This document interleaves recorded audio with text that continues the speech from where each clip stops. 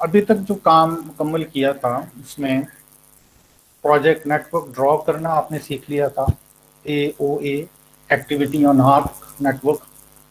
और फिर आपने ये देख लिया था कि डिपेंडेंट एक्टिविटीज़ कौन सी होती हैं और प्रीडिसेसर एक्टिविटीज़ कौन सी होती हैं।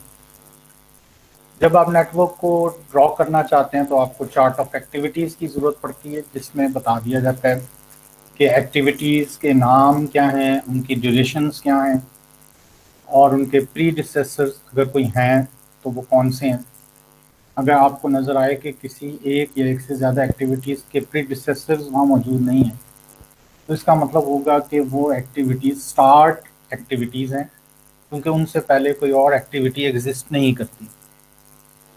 फिर कुछ 3-4 एग्जांपल्स हमने कवर कर ली हुई हैं कि प्रोजेक्ट नेटवर्क को कैसे ड्रॉ करना है। फिर लास्ट टाइम हमने दोबारा से ड्रॉ करके भी देखा, फिर उसके बाद हमने ये भी देखा कि फॉरवर्ड पास कंप्यूटेशन के ज़रिए, इस एल्गोरिदम के ज़रिए आप इवेंट्स के अर्लीस्ट अकरेंस टाइम्स कैसे फाइंड आउट कर सकते हैं।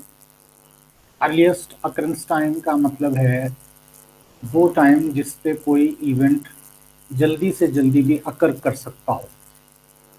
अब ये मैंने ये नहीं कहा कि जल्दी से जल्दी भी एग्जीक्यूट हो सकता हो। इसकी वजह यह कि इवेंट्स कभी भी एग्जीक्यूट नहीं होते, कभी भी परफॉर्म नहीं होते, सिर्फ एक्टिविटीज़ होती हैं जिनकी ड्यूरेशन होती है, जबकि इवेंट्स के कोई ड्यूरेशन नहीं होती, ज़ीरो ड्यूरेशन। ये आप समझ लें कि वक्त है कि जैसे ही कोई एक काम ख़त्म हुआ और उससे अगला काम शुरू हो गया, तो बीच में जो एक मुख्तसर गैप है जिसको कि आप मेजर नहीं कर सकते किसी क्लॉक पे, उसे आप इवेंट कहते हैं। तो it is the space of time in between activities. एक एक्टिविटी ख़त्म हुई, दूसरी एक्टिविटी शुरू हो गई, दरमियान में जो एक अनमेजरेबल टाइम हो सकता है उसको आप इवेंट कहते हैं। और ये एक्टिविटीज़ के स्टार्ट पे भी होते हैं और एक्टिविटीज़ के एंड पे भी होते हैं। तो हम ये ज़रूर देख सकते हैं कि कोई इवेंट किस वक्त अकर कर सकता है, किस वक्त अकर करता है। तो उस लिहाज से इवेंट का अर्लीस्ट अकरेंस टाइम होता है और इवेंट का लेटेस्ट अकरेंस टाइम होता है। यानी आप उसे जल्दी से जल्दी भी शुरू करना चाहें तो कितनी जल्दी शुरू कर सकते हैं, ये हो गया अर्लीस्ट अकरेंस टाइम। और अगर आप उसे डिले करना चाहते हैं इसी वजह से, तो कितना डिले कर सकते हैं बाय लेटेस्ट, वो जो टाइम होगा उसे आप कहेंगे लेटेस्ट अकरेंस टाइम। तो ये भी आपने देखा था कि अर्लीस्ट अकरेंस टाइम को हम जेनेरिक फॉर्म में कैपिटल ई सबस्क्रिप्ट आई से, और जो लेटेस्ट अकरेंस टाइम है उसको हम रिप्रेजेंट करते हैं कैपिटल एल सबस्क्रिप्ट आई के साथ। लेकिन जब आप नेटवर्क के ऊपर लेबल करते हैं तो फिर आप अर्लीस्ट अकरेंस टाइम को एक छोटे से बॉक्स में लिखते हैं, एक स्क्वायर समझ लें उसके अंदर, और जो लेटेस्ट अकरेंस टाइम होता है उसे आप शो करते हैं एक ट्रायंगल के अंदर। तो बेहतर ये होता है कि आप स्क्वायर के ऊपर ही ट्रायंगल ड्रॉ कर दें, इसे कहते हैं हट नोटेशन। तो हमने एक नेटवर्क जो पहले से ही बना हुआ है और उसकी ड्यूरेशंस एक्टिविटीज़ की भी मालूम है, उनके ऊपर हमने ये अप्लाई करके देखा था। तो ज़रा जल्दी से उसको हम यहाँ पे फास्ट फॉरवर्ड मूवमेंट में देख लेते हैं। ये नेटवर्क है जिसमें इवेंट्स हैं 1 2 3 4 5 6। तो सबसे पहले आप जब फॉरवर्ड पास कंप्यूटेशन शुरू करेंगे तो it will start from the first node. Excuse me sir, आपकी स्क्रीन शेयर है क्योंकि मुझे शो नहीं हो रही।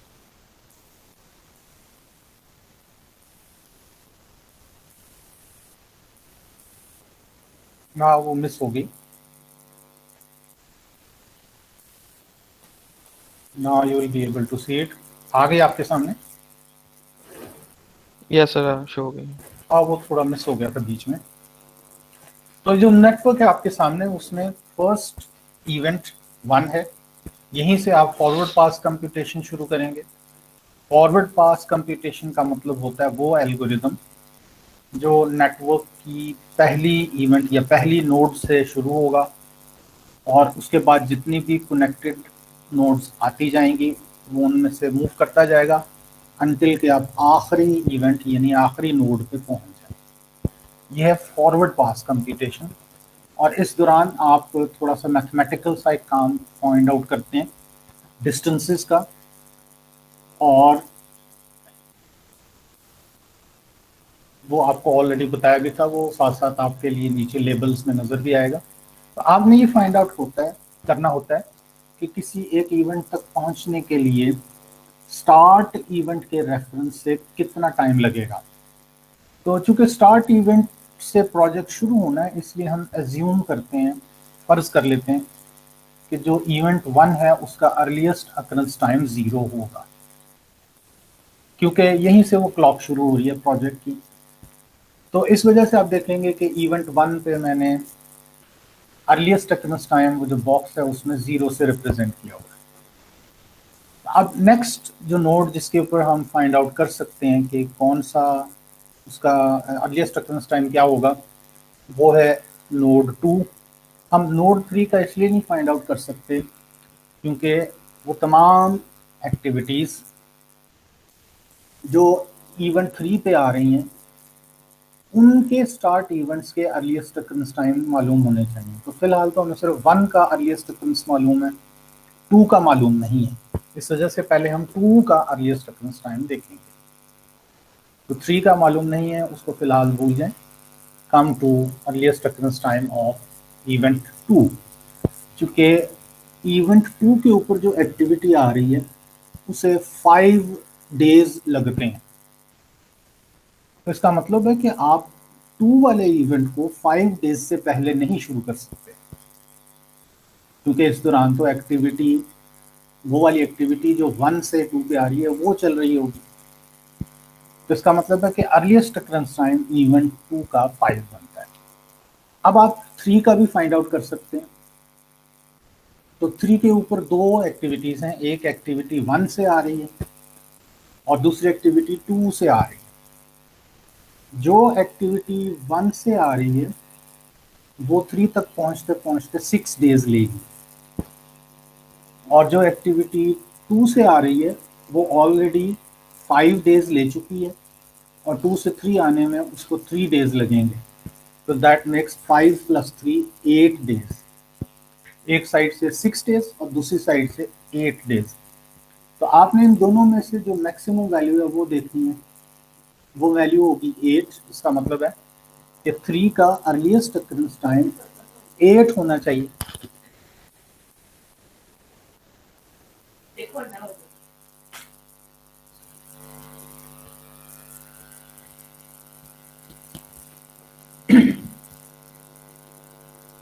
तो अब अर्लीस्ट अकरेंस टाइम अगर 3 का मालूम हो जाता है, तो now we can find the earliest occurrence time of another event. For example 5 हो सकता है और 4 हो सकता है। 5 इसलिए नहीं हो सकता क्योंकि 5 के ऊपर जो एक्टिविटी आ रही है 3 से, उसका तो अर्लीस्ट अकरेंस टाइम मालूम है, लेकिन जो एक्टिविटी 4 से आ रही है तो 4 का अर्लीस्ट अकरेंस टाइम तो मालूम अभी नहीं है। इसका मतलब है कि अब हम earliest occurrence time find out करेंगे 4 का। तो 4 के ऊपर जो एक्टिविटी आ रही है 2 से, उसको पहले 5 डेज लग चुके हैं 2 तक पहुंचने में, और 2 से 4 तक उसे अब लगने हैं 8 डेज। तो ये टोटल डिस्टेंस बन जाएगा 5 + 8 13। और चूंकि यही एक एक्टिविटी है 4 पे, तो इसको ही हम मैक्सिमम समझेंगे। 4 का अर्लीस्ट अकरेंस टाइम बन जाएगा 13 डेज। तो अब आप 5 का भी अर्लीस्ट अकरेंस टाइम मालूम कर सकते हैं, क्योंकि 5 के ऊपर 4 से भी एक्टिविटी आ रही है और 3 से भी आ रही है। तो आप दोनों के तरफ से जो डिस्टेंस बनता है उसको आप चेक करें।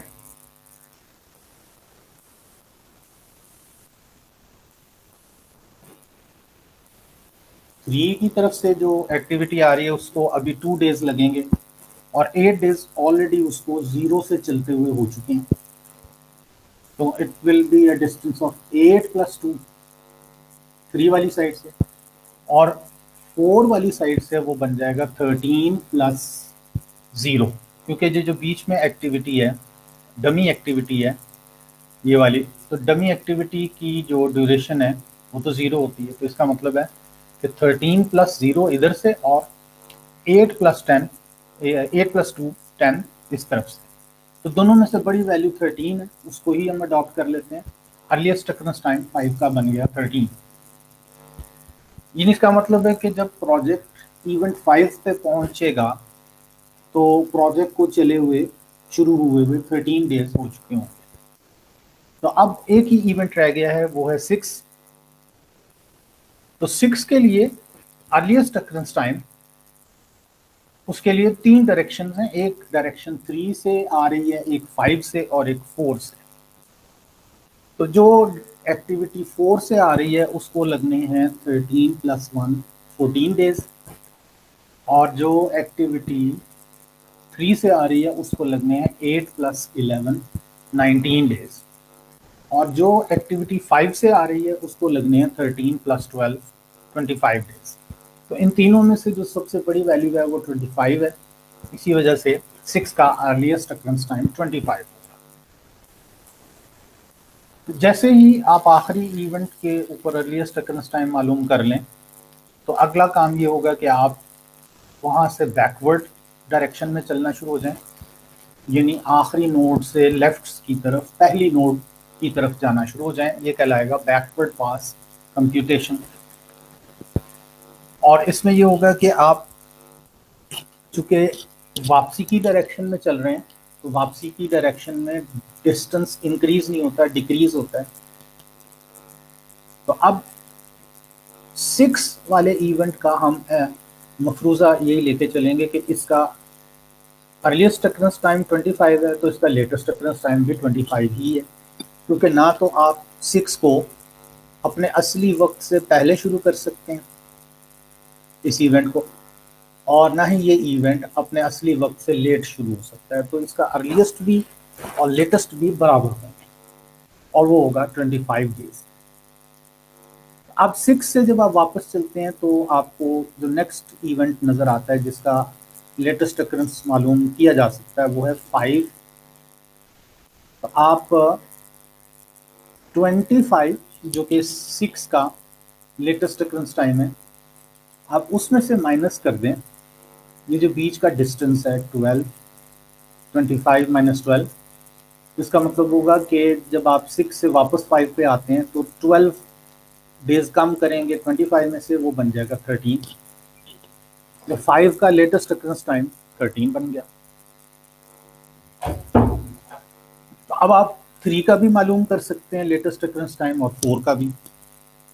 तो 4 का लेटेस्ट अकरेंस टाइम जब आप 5 वाले लेटेस्ट 13 में से 0 माइनस करें तो वो 13 बनता है। और इसी तरह जब आप मालूम करेंगे 3 के लिए, तो 3 के ऊपर जो इवेंट्स हैं, 3 वाले जो इवेंट्स के साथ कनेक्टेड इवेंट्स हैं वो है 5 और 6। तो 6 की तरफ से वो बनता है 25 माइनस 11, और वो बन जाएगा 14। और इस तरफ से 5 वाली साइड से वो बन जाएगा 13 माइनस 2, वो हो जाएगा 11।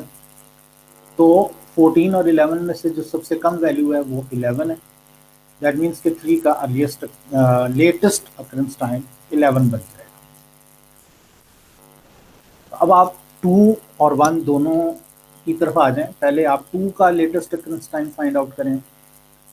तो 2 के ऊपर जो वापसी का सफ़र है वो 4 से भी है और 3 से भी है। तो अगर आप 3 से करते हैं तो वो बन जाएगा 3 इवेंट का लेटेस्ट अकरेंस टाइम 11 माइनस 3, वो बन जाएगा 8। और अगर आप 4 से करेंगे तो वो बन जाएगा 13 माइनस 8, जिसकी वैल्यू होगी 5। तो एक तरफ से 8 है, दूसरी तरफ से 5 है, तो जो दोनों में से मिनिमम वैल्यू है वो 5 है। इसका मतलब है कि अर्लीस्ट अकरेंस टाइम 2 का लेटेस्ट अकरेंस टाइम भी 5 होगा। और फिर आप आते हैं 1 पे। तो 1 के ऊपर अगर आप 3 से आते हैं तो वो बनता है 11 माइनस 6, और अगर आप 2 की तरफ से आते हैं तो वो बनता है 5 माइनस 5 यानी 0। तो जो मिनिमम वैल्यू है वो 0 है, यही 1 का लेटेस्ट अकरेंस टाइम बन जाए। तो पहले फॉरवर्ड पास कंप्यूटेशन, फिर उसके बाद लेटेस्ट जो मालूम करने के लिए वो है बैकवर्ड पास कंप्यूटेशन। दोनों के नतीजे में आपके सामने जो डायग्राम होती है वो लेबल हो चुकी होती है विद हार्ट नोटेशंस। स्क्वायर के अंदर अर्लीस्ट अकरेंस टाइम लिखे होते हैं और ट्राइंगल के अंदर लेटेस्ट अकरेंस टाइम। अगला स्टेप बड़ा सिंपल है, आपको सिर्फ ये करना होता है कि एक एक एक्टिविटी के मतलब जज करना होता है कि क्या वो क्रिटिकल है या नहीं। तो उसके लिए आपको मैंने बताया था कुछ कंडीशंस ऑफ क्रिटिकलिटी होती हैं जिनको चेक करना पड़ता है। तो कंडीशंस ऑफ क्रिटिकलिटी बड़ी सिंपल हैं। ये जो पहला बॉक्स आपको नजर आएगा ट्रायंगल और स्क्वायर नोटेशन में, उसमें 3 कंडीशंस लिखी हुई हैं। पहली कंडीशन ये कहती है कि आप जिस एक्टिविटी को चेक करना चाह रहे हैं उसके दोनों इवेंट्स यानी स्टार्ट और एंड इवेंट्स, उनके अर्लीस्ट अकरेंस टाइम और लेटेस्ट अकरेंस टाइम को आपस में कंपेयर करें। अगर आपको एक्टिविटी के स्टार्ट इवेंट का अर्लीस्ट अकरेंस टाइम और लेटेस्ट अकरेंस टाइम बराबर नजर आए, और फिर उसके बाद दूसरी कंडीशन में उस एक्टिविटी के एंड इवेंट का अर्लीस्ट अकरेंस टाइम और लेटेस्ट अकरेंस टाइम भी बराबर नजर आए, तो ये 2 कंडीशन ट्रू हो जाएंगी। अब आप तीसरी कंडीशन चेक करेंगे, और वो तीसरी कंडीशन सादे अंदाज में ये है कि जिस एक्टिविटी को तीसरी कंडीशन से चेक करना है उस एक्टिविटी के एंड और स्टार्ट इवेंट्स का लेटेस्ट अकरेंस टाइम और अर्लीस्ट अकरेंस टाइम दोनों का फर्क मालूम करें। अगर दोनों का फर्क एक वैल्यू के बराबर आ जाए, वो वैल्यू है एक्टिविटी की ड्यूरेशन, तो तीसरी कंडीशन भी ट्रू हो जाएगी, जिसका मतलब होगा कि जिस एक्टिविटी पे आप ये कंडीशंस लगा रहे हैं वो क्रिटिकल है। मसलन अगर आप राइट साइड पे देखें तो मैंने एक एक करके तमाम एक्टिविटीज उनके नाम पहले लिखे हैं। मसलन पहली एक्टिविटी है 1,2, इसका मतलब होगा वो एक्टिविटी जो 1 से 2 पे आ रही है। फिर लिखा हुआ है 1,3, इसका मतलब है वो एक्टिविटी जो 1 से 3 पे आ रही है। इसी तरह से कहीं अगर लिखा है 2,4, तो इसका मतलब होगा वो एक्टिविटी जो 2 से 4 पे आ रही है। तो आप एक एक करके इन सब की 3 कंडीशंस टेस्ट करेंगे। अब एक हिंट की बात मैंने बताई थी, ये कि अगर किसी एक एक्टिविटी की 3 कंडीशंस में से कोई एक कंडीशन भी फॉल्स हो जाए तो बाकी कंडीशंस जो रह जाती होंगी उनको चेक करने की जरूरत ही नहीं होगी। वो अंडरस्टूड हो जाएगा कि इस एक्टिविटी को क्रिटिकल होना ही नहीं, ये है ही नहीं क्रिटिकल। और फिर ये याद रखें कि कोई एक एक्टिविटी का स्टार्ट इवेंट या एंड इवेंट अगर पहले से ही मालूम हो चुका हो कि उसी 1, 2 या 3 कंडीशंस फॉल्स हैं, तो वो आइंदा भी फॉल्स ही होंगी, आइंदा भी वो इवेंट किसी क्रिटिकल एक्टिविटी का हिस्सा नहीं हो। तो अगर आप चेक करें 1,2 एक्टिविटी को, यानी वो एक्टिविटी जो 1 से 2 पे आ रही है, तो 1 इवेंट के लिए earliest occurrence time latest occurrence time दोनों बराबर है, वो दोनों 0 हैं। और अगर आप चेक करें कि इस एक्टिविटी 1,2 का जो दूसरा इवेंट है ये वाला, उसके भी अर्लीस्ट अकरेंस टाइम और लेटेस्ट अकरेंस टाइम दोनों बराबर हैं, तो वो जो पहली 2 कंडीशंस हैं वो ट्रू साबित हो गए। अब तीसरी कंडीशन ये है कि आप इस लेटेस्ट अकरेंस टाइम में से ये वाला लेटेस्ट अकरेंस टाइम माइनस करें और इस अर्लीस्ट अकरेंस टाइम में से ये वाला अर्लीस्ट अकरेंस टाइम माइनस करें, यानी 2 के अर्लीस्ट और लेटेस्ट में से 1 के अर्लीस्ट और लेटेस्ट करस्पॉन्डिंगली माइनस करें। तो अगर आंसर वो वैल्यू आ जाए जो कि बीच में ड्यूरेशन लिखी हुई है, तो तीसरी कंडीशन ट्रू हो जाएगी, जिसका मतलब होगा कि ये एक्टिविटी क्रिटिकल है। तो वो मैंने तीनों कंडीशन चेक की हैं, तो इससे साबित हुआ कि एक्टिविटी 1,2 क्रिटिकल है। लेकिन अगर आप चेक करें 1,3 को, तो 1,3 में इवेंट 1 के लिए तो कंडीशन पूरी हो जाती है, लेकिन ये जो इवेंट 3 है उस पे कंडीशन पूरी नहीं होती, क्योंकि उसके अर्लीस्ट और लेटेस्ट आपस में बराबर नहीं है। इसका मतलब हुआ कि इवेंट 3 कंडीशंस को फॉल्स कर देता है। तो इसका मतलब है कि वो एक्टिविटी जो 3 पे आ रही है 1 से, वो क्रिटिकल नहीं होगी, बल्कि अब ज़हन में रखें कि अब जब कहीं भी आप इस 3 की इवेंट्स को, ये 3 इवेंट्स की वैल्यूज़ को चेक करेंगे तो हमेशा ये फॉल्स ही हों। इसका मतलब ये समझा जाए कि वो तमाम एक्टिविटीज़ जो इवेंट 3 पे आके रुक रही हैं और वो तमाम एक्टिविटीज़ जो इवेंट 3 से शुरू हो रही हैं, उनमें से कोई भी क्रिटिकल नहीं हो सकती। यानी 2,3 भी क्रिटिकल नहीं हो सकती, 3,6 भी नहीं हो सकती, और 3,5 ये भी क्रिटिकल नहीं हो सकती। यानी उनकी कंडीशंस चेक करने की ज़रूरत ही नहीं है, आप वक्त ज़ाया होगा, एनर्जी ज़ाया होगी। आप अगर चेक करें 2,4 को, तो 2 इवेंट के लिए पहली कंडीशन ट्रू है, 4 के लिए दूसरी कंडीशन ट्रू है, और तीसरी कंडीशन आप चेक करें कि यहाँ में से लेटेस्ट में से यहाँ का लेटेस्ट माइनस करें, 13 में से 5 माइनस करें, और इसी तरह से इस 13 में से ये 5 माइनस करें, तो दोनों सूरतों में 13 माइनस 5 8 के बराबर आता है। इसका मतलब है कि ये वाली एक्टिविटी भी क्रिटिकल है। पहले कौन सी क्रिटिकल मिली थी 1,2, अब आपको मिल गई 2,4। तो इसी तरीके से अगर आप चेक करें 4,6 को, तो पहली कंडीशन ट्रू हो जाती है, यानी 4 के लिए 13 और 13 बराबर हैं, 6 के लिए 25 और 25 बराबर हैं। लेकिन जब आप तीसरी कंडीशन चेक करते हैं कि 25 में से 13 माइनस करें, तो जवाब में 1 नहीं आता। इसका मतलब है कि ये वाली एक्टिविटी क्रिटिकल नहीं है। अगर आप चेक करें 4,5 पे, तो पहली दो कंडीशंस ट्रू हो गई, 4 के ऊपर 13 और 13 बराबर हैं, 5 के ऊपर ये वाले 13 और 13 बराबर हैं। और अगर आप 13 में से ये 13 माइनस करें, इस 13 में से ये 13 माइनस करें, तो आंसर आता है 0। तो डमी एक्टिविटी की ड्यूरेशन होती भी 0 है। तो बावजूद इसके कि ये एक्टिविटी डमी है, उसके बावजूद भी ये क्रिटिकल है, क्योंकि ये कंडीशंस ऑफ क्रिटिकलिटी पूरी करती है। और आखिरी जो एक्टिविटी रह जाएगी 5,6, उसकी भी पहली और दूसरी कंडीशन ट्रू हैं।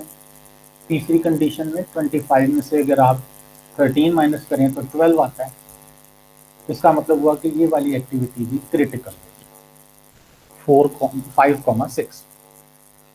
तो इन तमाम एक्टिविटीज़ में से जो हमें क्रिटिकल मिल जाती हैं, उसको अगर आप अपने नेटवर्क डायग्राम में थोड़ा सा हाईलाइट कर दें, थोड़ा सा थिक करके ड्रॉ कर दें, या उसके ऊपर ज़रा कलर दूसरा यूज़ कर लें ताकि बाकी एक्टिविटीज़ से डिफरेंट नज़र आए, तो पता चल जाएगा कि ये क्रिटिकल एक्टिविटीज़ हैं। और इन क्रिटिकल एक्टिविटीज़ का जो कलेक्शन बनता है वो क्रिटिकल पाथ है। इस मेथड को कहते भी इसी वजह से critical path method, CPM critical path method. और अगर आप क्रिटिकल पाथ की एक्टिविटीज की जो ड्यूरेशन है उन्हें आपस में जमा करें,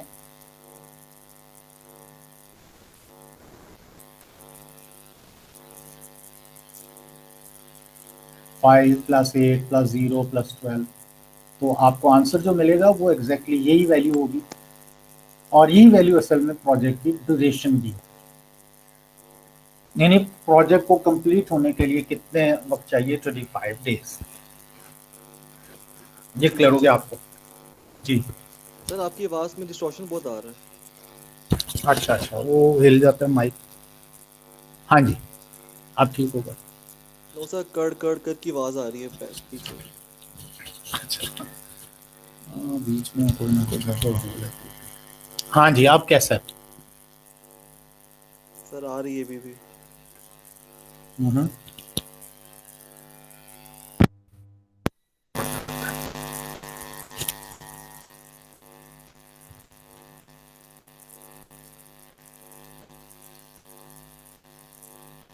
चलें, अब थोड़ा बहुत बर्दाश्त करना है आपने।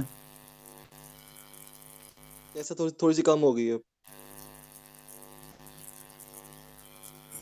ठीक, तो अब ये आपको क्लियर हो गया होगा कि जी क्रिटिकल पाथ कैसे मिलता है जब आप क्रिटिकल एक्टिविटीज फाइंड आउट कर लेते हैं। अब अगली स्टेज सिर्फ इतनी सी है कि आप उसे एक स्केजुअल की शक्ल में ड्रॉ करें। स्केजुअल का मतलब होगा एक टाइम टेबल जिसके मुताबिक प्रोजेक्ट को चलाया जाए, यानी प्रोजेक्ट मैनेजर को भी और उसकी टीम को भी पता चल जाए कि पहले कौन सी एक्टिविटी शुरू की जाए, क्या एक ही वक्त में एक से ज़्यादा एक्टिविटी शुरू की जाएं और वो कौन कौन सी हों, और कितने दिन गुजरने के बाद एक एक्टिविटी या एक से ज़्यादा एक्टिविटीज़ पूरी हो चुकी होंगी। तो जहाँ एक एक्टिविटी पूरी होती है तो फिर उसके बाद उस पर डिपेंड करने वाली एक्टिविटी शुरू हो जाती है। जिस तरह आप देख सकते हैं कि एक्टिविटी डी फौरन नहीं शुरू होगी, पहले एक्टिविटी ए पूरी होगी। एक्टिविटी बी और ए दोनों बराबर शुरू हो सकती हैं, लेकिन एक्टिविटी सी, एक्टिविटी डी ये एक साथ शुरू नहीं होंगी, प्रोजेक्ट के शुरू से ही शुरू नहीं होंगी, ये एक्टिविटी ए के ख़त्म होने के बाद शुरू होंगी। तो अब ये इस तरह से अंदाज़ा लगाने की बजाय बेहतर ये कि हम उसे एक ग्राफ चार्ट समझ लें, एक लाइन ग्राफ है या बार चार्ट है, उस पर प्लॉट कर लेते हैं। अब उसका तरीका बड़ा सिंपल है कि पहले आप अपने सामने तमाम एक्टिविटीज़ की लिस्ट इकट्ठी कर लें, कागज़ पे लिख लें सादे सी लिखाई में, और पहले आप लिखें क्रिटिकल एक्टिविटीज़ के नाम। तो हमारे पास वैसे तो 4 क्रिटिकल एक्टिविटीज़ हैं, लेकिन आपने देखा था कि उनमें से एक डमी भी है। तो हम डमी को कैलकुलेशन में तो इस्तेमाल कर चुके हैं, लेकिन उसे प्रोजेक्ट स्केजुअल में ड्रॉ नहीं करेंगे क्योंकि उसकी ड्यूरेशन वैसे भी 0 है, डमी है वो, तो एक्चुअली उसने एग्जीक्यूट तो नहीं होना। तो आप एक्टिविटीज जो क्रिटिकल आपके सामने आएंगी वो होंगी ए, डी और एच, और जिस सीक्वेंस में ये मिली हैं नेटवर्क में हैं उसी सीक्वेंस में आप इनको लिख लें, और बाद में आप लिख लें नॉन क्रिटिकल एक्टिविटीज, मसलन बी है, सी, ई, एफ और जी, और उनके साथ उनके जो अर्लीस्ट अकरेंस टाइम है उनके इवेंट्स के, और जो उनके इवेंट्स के लेटेस्ट अकरेंस टाइम है उनकी भी हमें ज़रूरत है। तो अब किसी भी एक्टिविटी को ड्रॉ करने के लिए पहले आप कागज़ पे एक हॉरिजॉन्टल एक्सिस ड्रॉ कर लें, जिस तरह आप बनाते हैं ना एक्स और वाई एक्सिस, तो आप बना लें एक एक्स एक्सिस, और मुनासिब है कि उसके ऊपर कोई स्केल बना लें क्योंकि हमने इसके ऊपर एक्टिविटीज़ की ड्यूरेशन शो करनी है। तो वो जो स्केल है उसे आप शुरू कर दें 0 से, और इस एग्जाम्पल के हवाले से क्योंकि इसमें आखिरी जो दिन आना है वो 25 डेज पे आना है, तो आप आखिरी वैल्यू इस पे लिख दें 25, और बीच में जो लेंथ्स हैं उन्हें आप 5-5 में डिस्ट्रीब्यूट कर दें, मसलन 0 से 5 तक। यहाँ पे अगर आप एज्यूम कर लें कि 0 है तो 0 से 5 तक, फिर 5 से 10, 10 से 15, 15 से 20 और 20 से 25। तो आपके पास अगर कोई स्केल हो, फुट रूलर, तो उससे फ़ायदा मिल जाएगा, पेंसिल होनी चाहिए। हॉरिजॉन्टल एक्सिस बनाने के बाद आप बना लें वर्टिकल एक्सिस। हॉरिजॉन्टल एक्सिस पे शो हो रहे हैं डेज, और जो वर्टिकल एक्सिस आएगा उस पे हम शो करेंगे एक्टिविटीज़ को, और ज़हन में रखें कि वो एक्टिविटीज़ हम ऊपर से नीचे की तरफ ड्रॉ करेंगे। अब देखें, पहली एक्टिविटी जो हमने ड्रॉ करनी है यहाँ पे इस जगह पे, जो कि इस चार्ट का बिल्कुल टॉप वाला हिस्सा है, वो होगी ए। अब मुझे कैसे पता चले कि मैं उसे कहाँ से कहाँ तक ड्रॉ करूं, तो वो कोई मसला ही नहीं।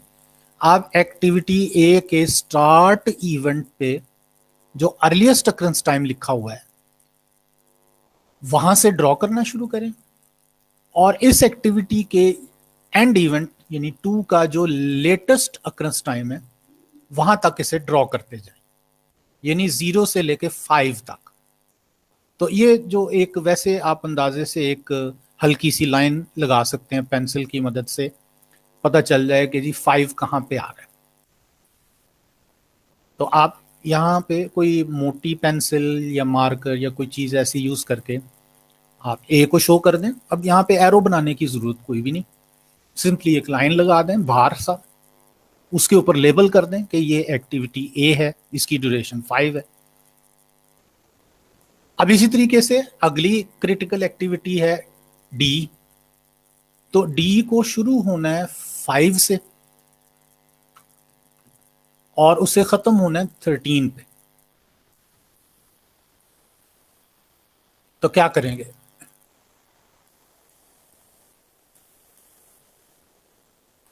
जहां पे 5 आपको नजर आ रहा है, आप एक्टिविटी ए से अगले स्टेप पे जाएं और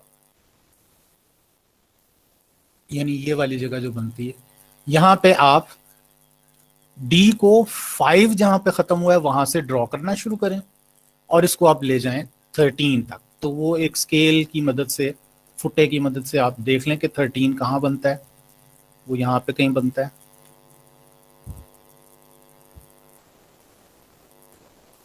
ये डी भी ड्रॉ हो गया और डी के बाद है क्रिटिकल एक्टिविटी एच, जिसने शुरू होना है 13 से और उसे जाना है 25 तक। तो अब वो भी कोई मसला नहीं रहेगा। हर एक एक्टिविटी को उधर थोड़ा सा मोटा सा थिक सा ड्रॉ करके उस पर लेबल कर दें और लेबल में उसका नाम और उसकी ड्यूरेशन लिख दें। तो अब आ गया नॉन क्रिटिकल एक्टिविटीज। तो जहां पे क्रिटिकल एक्टिविटीज आपने ड्रॉ करना मुकम्मल की हैं, वहां पे आप नॉन क्रिटिकल शुरू कर दें। नॉन क्रिटिकल एक्टिविटीज में ये तरतीब होगी बी, सी, ई, एफ और जी। तो पहले आप शुरू कर दें बी को। बी शुरू होगा 0 से और इसको जाना है 11 तक।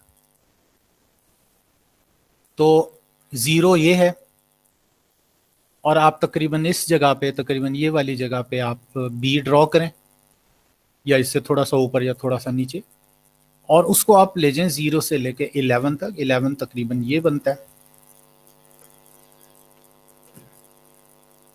ये लें। इसका कलर जरा डिफरेंट कर लें, नॉन, चूंकि क्रिटिकल एक्टिविटीज और नॉन क्रिटिकल में थोड़ा सा फर्क हमने शो करना है। अच्छा, वैसे तो एक्टिविटी बी की ड्यूरेशन 6 है, लेकिन आप देखेंगे कि उसे काफी दिन मिल गए हैं। वो 0 से लेकर 11 तक आपको उसको टाइम दे चुके हैं। उसकी वजह ये कि चूंकि ये नॉन क्रिटिकल एक्टिविटी है, तो नॉन क्रिटिकल एक्टिविटी थोड़ी बहुत लेट, अगर आप चाहें तो लेट की जा सकती है, लेकिन कितना लेट हो सकती है, वो टोटल टाइम जो है ना 11 डेज है, जिसमें किसी वक्त भी आप अगर शुरू करें बी को तो 6 डेज मुकम्मल करके वो मुकम्मल हो जाए। इसी को कहते हैं स्लैक। तो अब एक्टिविटी सी है। एक्टिविटी सी शुरू होनी चाहिए 5 पे और इसको भी एंड हो जाना चाहिए 11 तक।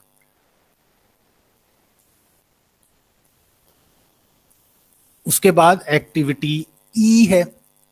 ई को शुरू होना चाहिए 8 पे और ख़त्म होना चाहिए 13 पे, और इसकी ड्यूरेशन है वैसे 2, लेकिन इसको कितना टाइम मिलता है। एक चीज़ जहन में रखें, आपको ये याद रखना चाहिए कि कोई एक्टिविटी चार्ट के ऊपर अपनी प्रीडिसेसर से पहले शुरू ना हो। अब मसलन ये जो एक्टिविटी ई है, इसका प्रीडिसेसर, अगर हम जल्दी से ज़रा पीछे पलट के नेटवर्क की डायग्राम को देखें, तो एक्टिविटी ई का प्रीडिसेसर बी है और सी है। तो आपको ये ज़हन में रखना है कि एक्टिविटी बी किसी भी सूरत में एक्टिविटी बी और सी से पहले शुरू ना हो। वापस इस पे आए। एक्टिविटी ई आपने बेशक 8 पे देखा है कि जी 8 पे शुरू हो सकती है और 13 पे ख़त्म हो सकती है, लेकिन उसके बावजूद आपको नज़र आएगा कि हम इसे 8 पे शुरू कर नहीं सकते, क्योंकि 8 पे अभी ना तो बी ख़त्म हुआ है और ना ही सी। तो इसका मतलब होगा कि आपको ये गिनना होगा, ये मालूम करना होगा कि बी और सी कहाँ ख़त्म होते हैं, वहीं से आगे फिर आप ई को ड्रॉ कर सकते हैं और वो स्पॉट ये वाला है। तो ई के बाद है एफ। एफ को शुरू होना है 8 पे और ख़त्म होना है 25 पे। लेकिन फिर वही बात कि एफ भी डिपेंडेंट है बी और सी पे, तो एफ को आप बी और सी खत्म होने से पहले ड्रॉ नहीं कर सकते। और आखिरी एक्टिविटी है जी, जिसने शुरू होना है 13 पे और खत्म होना है 25 पे। तो एज इट इज आप उसको ड्रॉ कर दें। आपके सामने जो एक प्लॉट सा बन जाएगा, आप जो प्लॉट कर चुके होंगे उसको आप कहेंगे प्रोजेक्ट स्केड्यूल।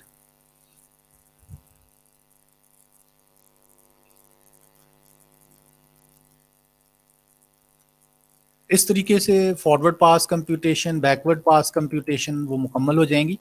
फिर मैंने वीडियोस में कहा था कि ये 2 एग्जांपल्स हैं।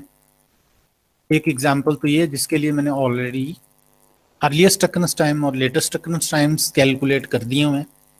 तो मैंने कहा था कि आप इनका एक क्रिटिकल पाथ मालूम करें और फिर उसका एक स्केड्यूल भी ड्रॉ करें। फिर मैंने 2 एग्जांपल्स और दी थी, टास्क 1 और टास्क 2 के नाम से।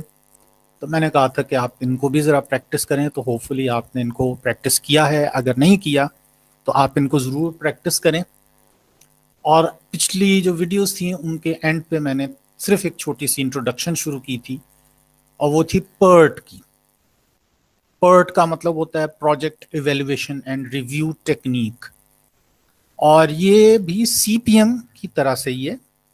पर्ट में और सीपीएम में वैसे तो कोई फ़र्क नहीं है, सिर्फ एक छोटा सा फ़र्क है कि जब हम सीपीएम में काम करते हैं तो हमें जो चार्ट ऑफ एक्टिविटीज़ मिलता है, उस चार्ट ऑफ एक्टिविटीज़ में हर एक्टिविटी के नाम और उसकी डिस्क्रिप्शन के साथ साथ उसकी ड्यूरेशन भी लिखी होती है, डिपेंडेंसी भी लिखी होती है और ड्यूरेशन भी लिखी होती है। तो अगर वो हम चंद एक पेजेस पीछे जाएं तो जिस तरह ये चार्ट ऑफ एक्टिविटीज़ है, इसमें ये कि आपको एक्टिविटीज़ के नाम नज़र आ रहे हैं, उनके प्रीडिसेसर्स, उनकी ड्यूरेशन भी। तो आपको नज़र आएगा कि हर एक्टिविटी की एक ही ड्यूरेशन है। जिस तरह एक्टिविटी ए की ड्यूरेशन है 10, तो इसका मतलब है कि ये फिक्स ड्यूरेशन है 10 डेज। इसी तरह से बी की फिक्स ड्यूरेशन है 7। इसे कहते हैं फिक्स्ड ड्यूरेशन या डिटर्मिनिस्टिक ड्यूरेशन। ये बड़ी हद तक एक ख्याली सी, एक किताबी सी ड्यूरेशन होती है। अब हो सकता है कि एक्टिविटी इतने ही दिन में पूरी हो सकता है इससे कम में हो सकता है इससे देर लग जाए। तो ये जो सिचुएशन है ये रियल लाइफ सिनेरियो को पे डील नहीं करती। अब यही वजह है कि एक फिर नया एक मेथड किसी ने इंट्रोड्यूस किया पर्ट के नाम से, और उसी का मैंने इंट्रोडक्शन स्टार्ट किया था। PERT program evaluation and review technique भी कहते हैं और project evaluation and review technique भी कह देते हैं। ये इसमें और सीपीएम में बहुत एक मामूली सा फर्क है, बाकी सब कुछ वही है। और वो फर्क ये है कि एक्टिविटी की ड्यूरेशन फिक्स तस्वर नहीं की जाती, बल्कि प्रोबेबिलिस्टिक यानी प्रोबेबिलिटी की बेस पे तस्वर की जाती है कि हमें नहीं पता कि एक्चुअली कितना वक्त लगेगा। इसको कहते हैं प्रोबेबिलिटी या अनसर्टेनिटी। तो ये जो शख्स है बूज एलन हैमिल्टन, उसने ये पर्ट का तरीका इजाद किया था। और उसने क्या किया कि एक्टिविटी की ड्यूरेशन एक सपोज करने की बजाय उसने हर एक्टिविटी की 3 ड्यूरेशंस की रिसर्च की। तो उन 3 ड्यूरेशंस के नाम भी मैंने वीडियो में बताया। एक तो है ऑप्टिमिस्टिक ड्यूरेशन, दूसरी है पेसिमिस्टिक ड्यूरेशन, और तीसरी मैंने बताया था मोस्ट लाइकली ड्यूरेशन। तो आपको सिर्फ ये याद रखना है कि जो ऑप्टिमिस्टिक ड्यूरेशन है, इसमें फर्ज किया जाता है कि ये वो ड्यूरेशन है कि जो किसी भी एक्टिविटी को मुकम्मल करने में कम वक्त लग सकता है, शॉर्टेस्ट पॉसिबल टाइम, उसको हम ऑप्टिमिस्टिक टाइम कहते हैं। और जो पेसिमिस्टिक टाइम है, उसमें फर्ज किया जाता है कि किसी भी एक्टिविटी को अगर परफॉर्म किया जाए तो उसमें अगर कोई देर लगती भी है तो कितनी देर लगेगी, मैक्सिमम जितना भी टाइम लग सकता है किसी एक्टिविटी को मुकम्मल करने के लिए, वो पेसिमिस्टिक कहलाता है। तो दोनों में फर्क ये भी है कि ऑप्टिमिस्टिक में हम फर्ज करते हैं कि एक्टिविटी की एग्जीक्यूशन के दौरान कोई मसला नहीं होगा, सब कुछ बेहतरीन तरीके से होगा। और पेसिमिस्टिक ड्यूरेशन में हम फर्ज करते हैं कि कोई भी एक्टिविटी चलाते वक्त जितनी कोई मुसीबत, जितना कोई मसला हो सकता है वो आएगा। नतीजा ये है कि एक्टिविटी अपने मैक्सिमम पॉसिबल टाइम में मुकम्मल हो सकेगी। और इन तीनों के दरमियान एक तीसरा टाइम भी है जिसे कहते हैं मोस्ट लाइकली टाइम। इसमें ये होता है कि आप किसी एक्टिविटी की वो ड्यूरेशन बताते हैं कि जिसमें किसी एक्टिविटी को नॉर्मल हालात में अगर बार बार एग्जीक्यूट किया जाए तो जो एक एवरेज टाइम लगता है एक आम आदमी के लिए या एक आम टीम के लिए, उसे कहते हैं मोस्ट लाइकली टाइम। तो इनको रिप्रेजेंट करने के लिए टी सबस्क्रिप्ट ओ, टी सबस्क्रिप्ट टी और टी सबस्क्रिप्ट एम के जो वेरिएबल्स हैं, ये जब भी आप कोई चार्ट ऑफ एक्टिविटीज देखेंगे पर्ट के लिए तो उसके अंदर आपको हर एक्टिविटी के एंड पे एक की बजाय ये 3 ड्यूरेशंस नजर आएंगी। आपको सिर्फ ये करना होगा कि हर एक्टिविटी के लिए ये वाला फॉर्मूला अप्लाई करना होगा और वो जो ऑप्टिमिस्टिक, पेसिमिस्टिक और मोस्ट लाइकली ड्यूरेशंस हैं उनको इस फॉर्मूले में लगाएं, तो आपको हर उस एक्टिविटी के लिए उसका एक्सपेक्टेड टाइम कैलकुलेट हो जाएगा। ये फॉर्मूला मैथमेटिक्स में नहीं है बल्कि स्टैट का जो फील्ड है उसमें से ये फॉर्मूला आया। और आपके सामने जब चार्ट ऑफ एक्टिविटीज आएगा तो वो इस सूरत में होगा कि आपको एक्टिविटीज के नाम नजर आएंगे, उनके प्रीडिसेसर नजर आएंगे और ड्यूरेशन में 3 कॉलम नजर आएंगे, टी ओ, टी एम और टी पी।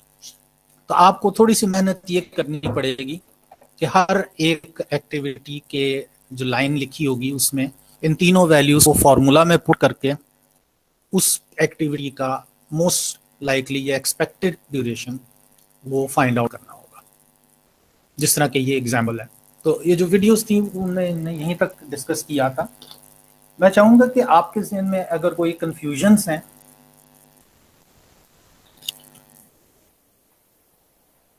तो कंफ्यूजन्स अगर आपके ज़हन में है, कोई सवाल हैं तो हम उनको एड्रेस करते हैं, क्योंकि थोड़ी देर में आपके लिए क्विज भी आपके सामने आना है जिसको सारे लोगों ने सॉल्व करना है। जी, कोई सवाल?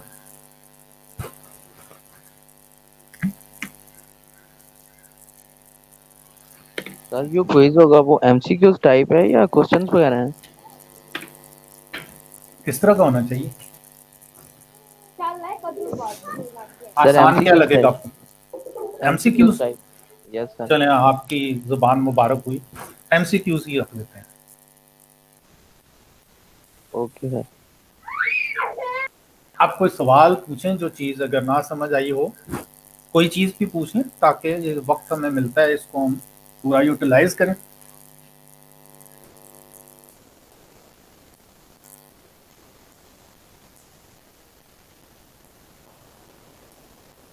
जी, कोई सवाल?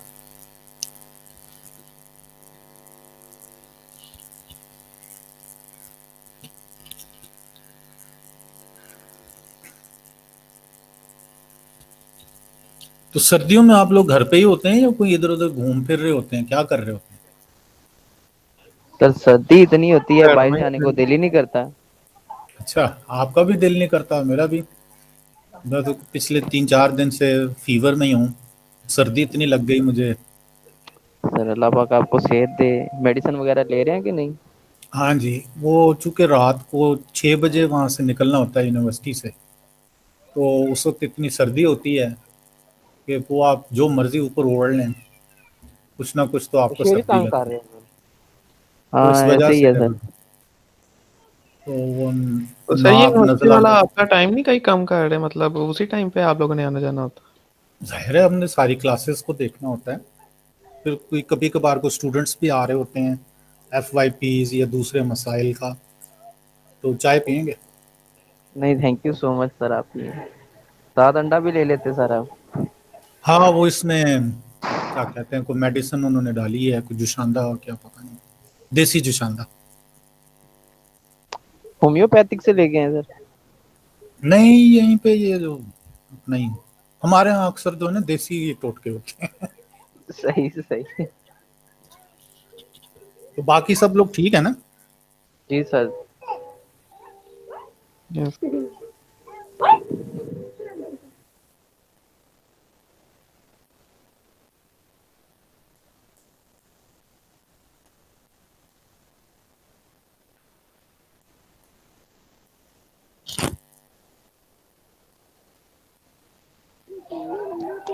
सर वैसे पेपर्स का क्या सीन है, ऑनलाइन होंगे या यूनिवर्सिटीज में ही होंगे? अभी दिसंबर के एंड पे गवर्नमेंट की अनाउंसमेंट कोई आएगी कि क्या लॉकडाउन को स्कूल्स, कॉलेज, यूनिवर्सिटीज में इसी तरह ही कंटिन्यू करना है। अगर तो इसी तरह ही कंटिन्यू करना है तो फिर तो ऑनलाइन होगा,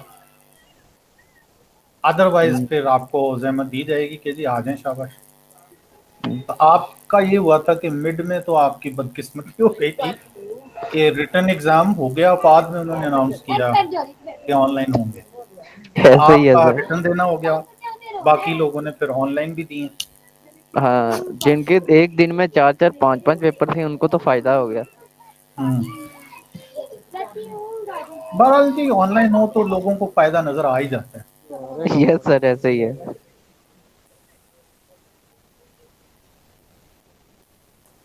चलें, आप लोगों का तो आखिरी सेमेस्टर नहीं है अक्सर लोगों का। यस सर, ऐसा। जी सर। आइंदा ऑनलाइन हो या जो मर्जी हो, बस आपका ये पूरा हो जाए इंशाल्लाह फिर। आमीन। जी बिल्कुल सर।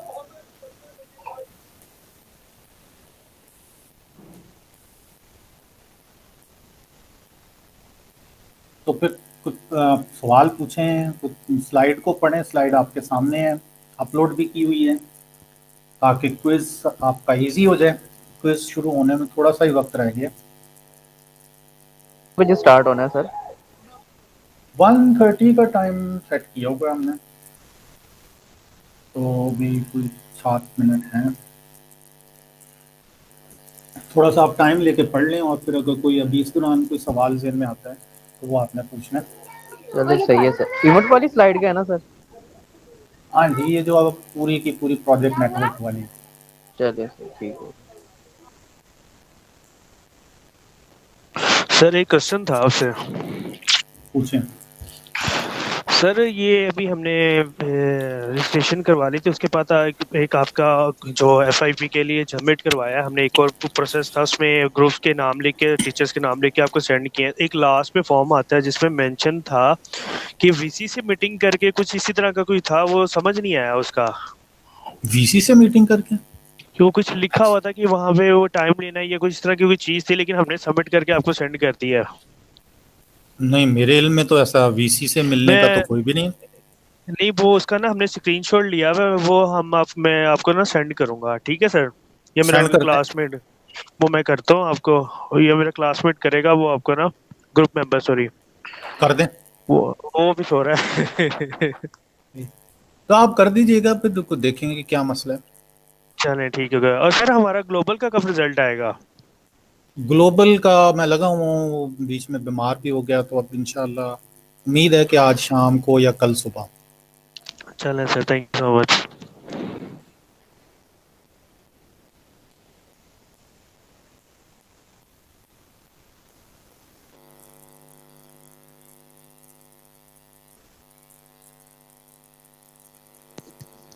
सर ये क्विज के लिए पेपर पेंसिल की जरूरत है या मोबाइल पे ही हो जाएगा? मोबाइल पे ही हो जाएगा, पेपर पेंसिल की ऐसा कोई ज़रूरत नहीं लग रही। वो पेपर में होगी, क्विज में मैंने ऐसी कोई चीज़ नहीं रखी होती कि दाएं अच्छा। बाएं आपको ज़रूरत पड़े चीज़ की। बिस्तर में है ना सर, वो पूछ रहा हूँ इसलिए, वरना उठ के पकड़ ले। नहीं,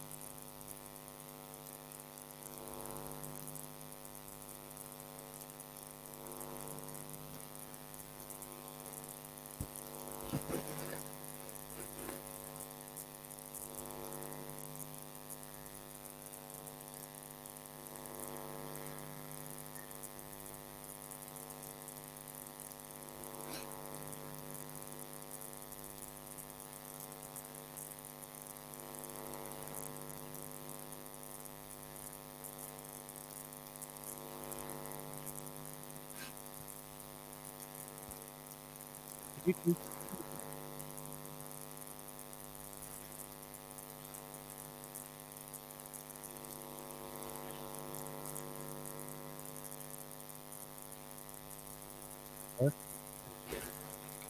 जी पूछें। ये क्विज कितनी देर का होगा सर? वो अगली क्लास में तो नमाज भी पढ़नी है। आप चाहें तो 10 मिनट में पूरा हो जाए, हाँ, बस फिर चाहे स्टार्ट तो कर आधा घंटा लगने। बस स्टार्ट कर दें सर जी फिर।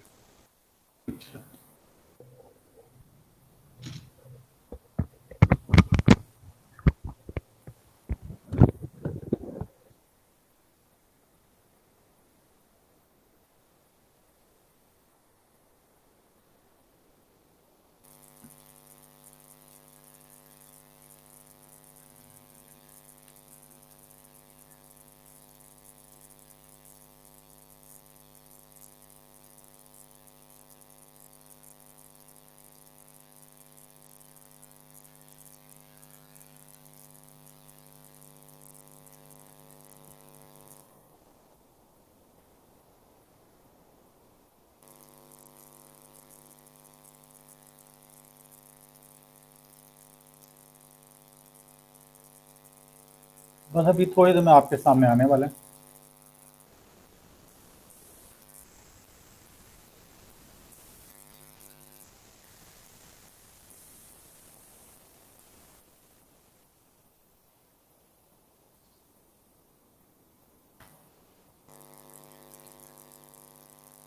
सर ये रिकॉर्डिंग चालू ही है। हाँ चलने दें। रिकॉर्डिंग क्या कहते हैं? ठीक।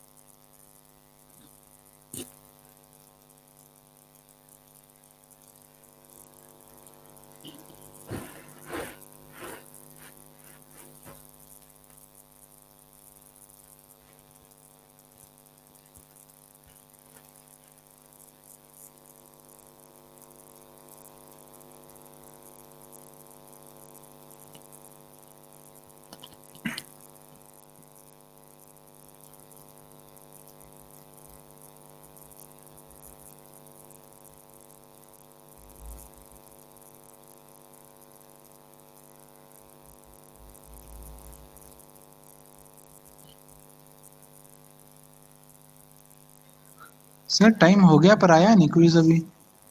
ये थोड़ा बहुत गूगल में देर लगाता होता है वो, क्योंकि अमेरिका के किसी सर्वर से उन्होंने चलाना होता है। जी सर। वैसे भी उनका टाइम हमसे 12 घंटे तकरीबन पीछे होता है। ये आ जाता है।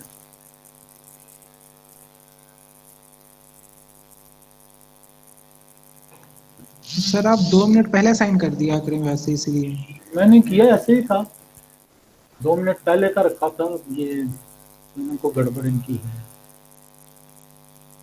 सर टोटल टाइम कितना होगा? जितना आप चाहेंगे। Thank you sir.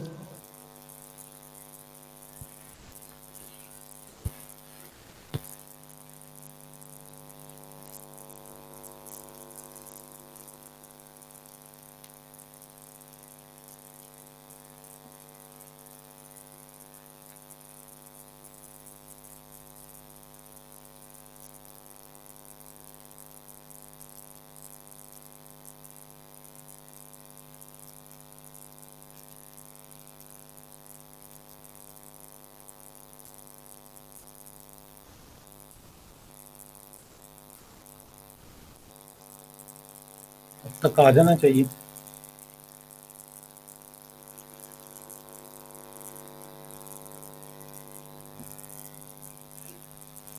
सर आगे ठीक।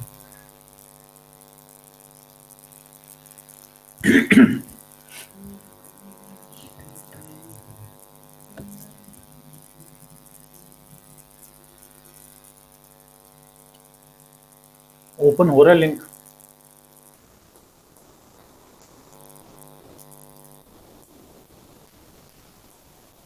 यस सर, आ गया, हो गया ओपन।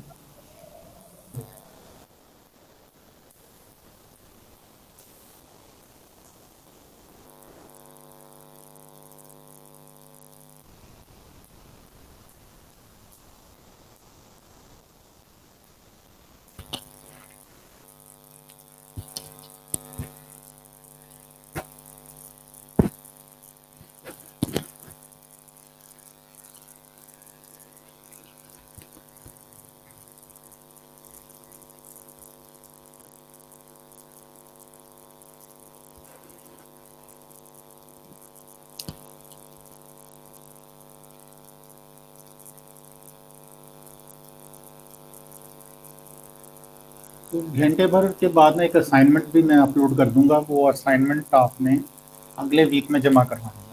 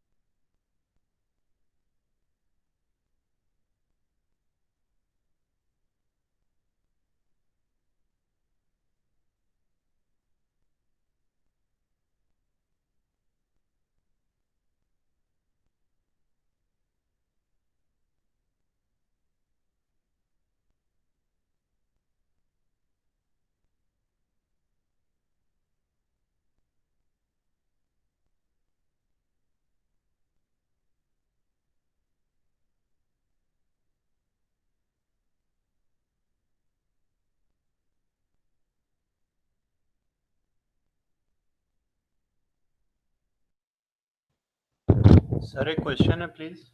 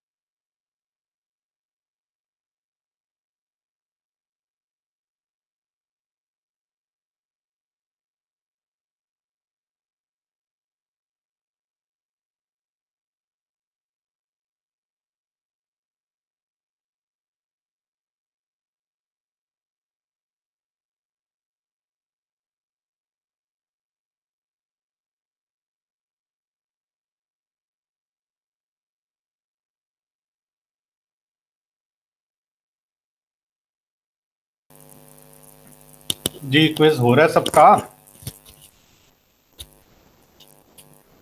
लगता है बहुत मुश्किल क्विज है।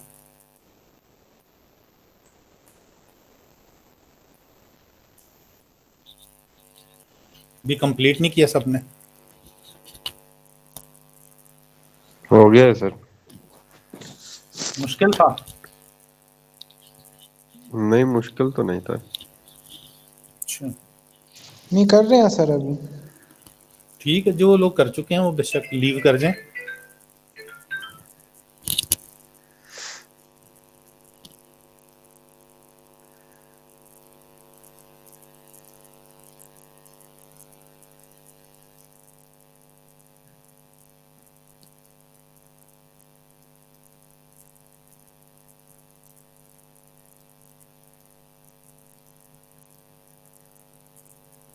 दो बजे खुद ब खुद क्लोज हो जाएगा क्विज, उससे पहले ही आप सबमिट कर दें।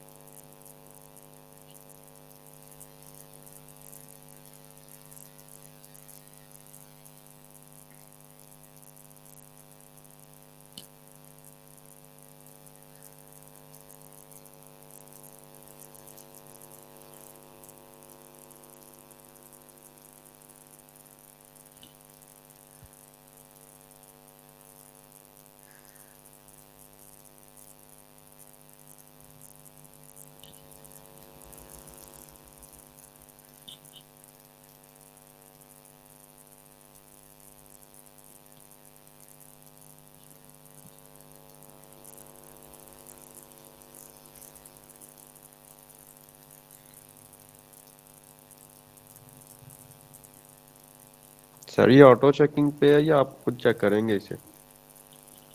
ऑटो आप चेकिंग पे ही होता है ये, आपको थोड़ी देर बाद सेंड करना है। सर उसमें तो वो ठीक को भी एक आधे को ठीक को भी गलत बोल रहा है। नहीं ऐसा तो नहीं।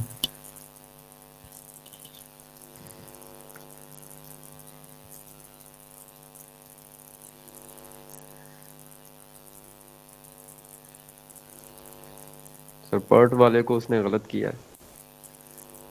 चलें बाद में बात करते हैं इस पे। हो सकता है आपने गलत किया, हो सकता है उसने किया हो। Okay sir.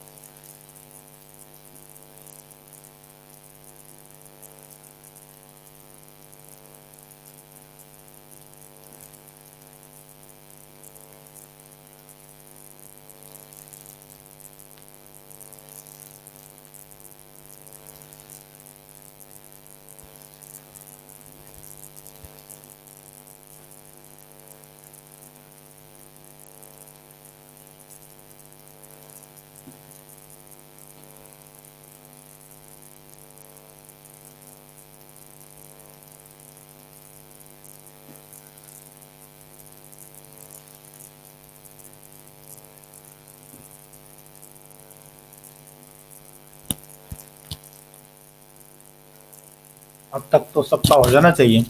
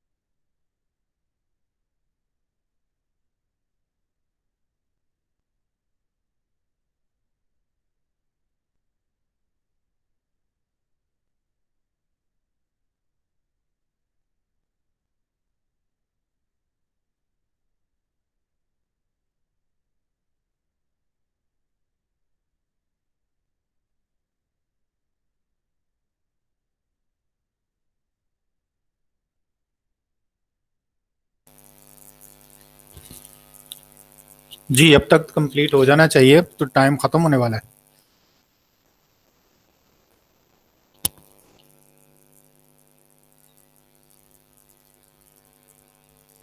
कर दिया सर।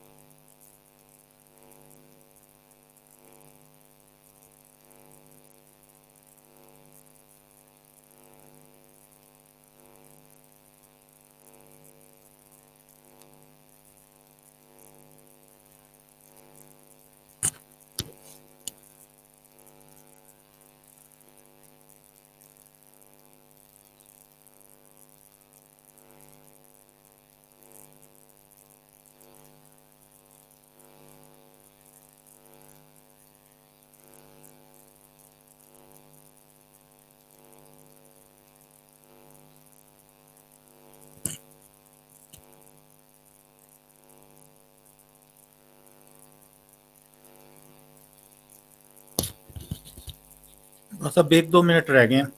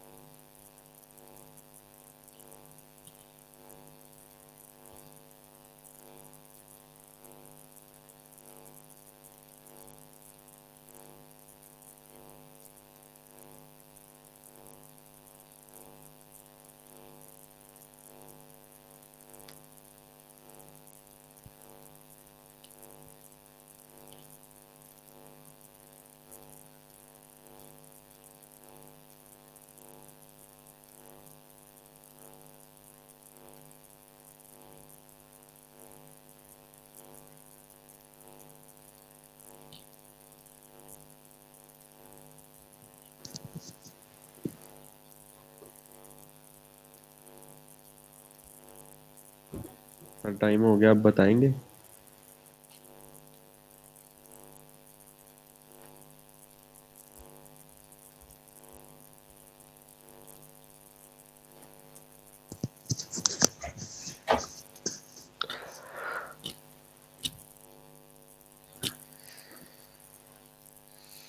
सर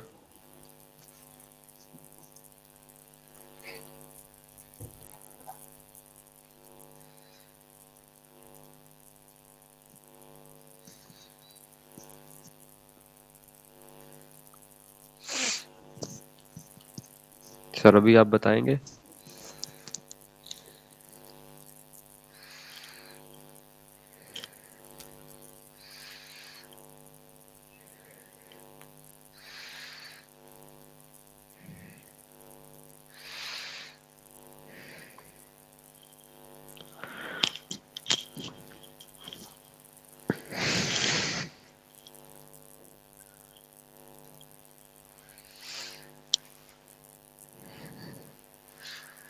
जी कंप्लीट हो गया टाइम।